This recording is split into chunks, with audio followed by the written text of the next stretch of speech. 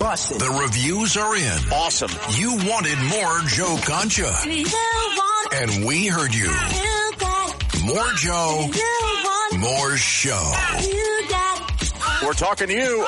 Under promise and over deliver. Joe Concha. Weeknights at 9. Plus Sunday mornings at 11 on 77 WABC. Jimmy Kimmel no longer tries to be funny. Not that he ever really was. Joe Concha. Weeknights at 9. Plus Sunday mornings at 11. Democrats defending cocaine coming into the country. Excuse me! Taxi! This is the 77 WABC minicast.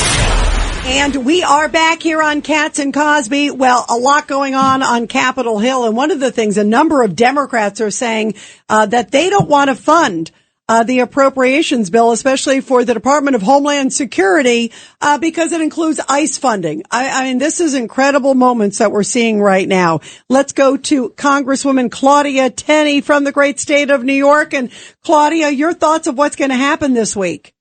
Well, great to be on, wonderful guests. I just want to tell you this is absurd. We need 60 votes to pass it in the Senate. It was bipartisan, the passage of these appropriation bills. By the way, you know, kudos to Mike Johnson and our leadership team for getting all these bills done in regular order, and many Democrats voted for them. And now we're looking at the Senate where we need a 60-vote threshold, and the Democrats are making a showdown out of this, you know, because of what's happening in Minnesota. And by the way, 2% of the ICE warrants and what's happening with ICE is in Minnesota. The rest of it is happening mostly in Texas and mostly in Florida. So the Democrats are just doing another stunt to try to shut down the government, to try to attack President Trump's policies, to try to hurt the American people by shutting down the government, and now, you know, putting all of our veterans and our military in jeopardy by not getting their pay. We got to go through this whole rigmarole all over again, and all because what are we doing? You know, we've got these what would appear to be paid insurrectiony type of people. We don't know for sure what's exactly going on, but we're investigating, leading to tragic deaths. And what does it do? It covers up all the fraud, abuse, and waste in the state of Minnesota, where we think that maybe Governor Walz has a tie to it. Where is Mayor Fry on this? What's happening with Ilhan Omar? All these questions are going to be part of an investigation, but the Democrats and their outside funders are getting these people all ginned up, and tragically, you know, things have happened. People have died needlessly because of this interaction with ICE, and I will say unlawful. The chief of police described it as unlawful the other day, and you just had Greg Jarrett on earlier.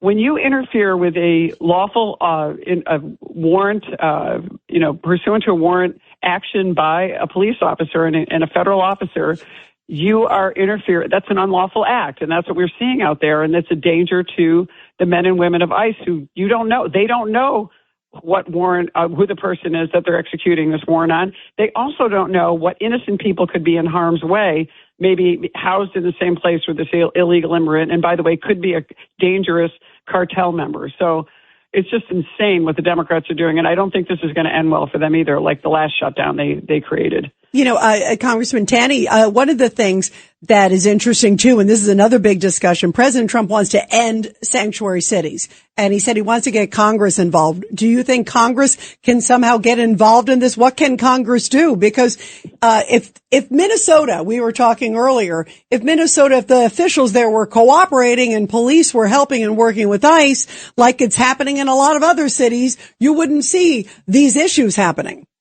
Yeah, well, technically, there's nothing we can do to stop them from creating sanctuary cities other than some of the lack of communication, which is, federal. They're violating federal law.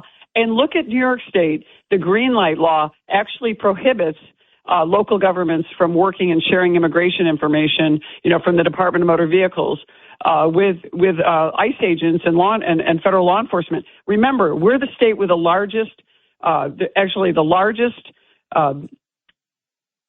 terrorist attack in our nation's history. They produced a bipartisan 9/11 report that said we need to have our law enforcement working together to keep our communities safe, and that includes New York City. And yet we've got this mayor of New York now calling to abolish ICE. This is insanity on a level that we've never seen before. Yeah, it is insane. And you're right. And by the way, speaking of New York, Claudia, you probably saw this, that the mayor essentially said that we're going to fund childcare for everybody, including illegal immigrants, the other day.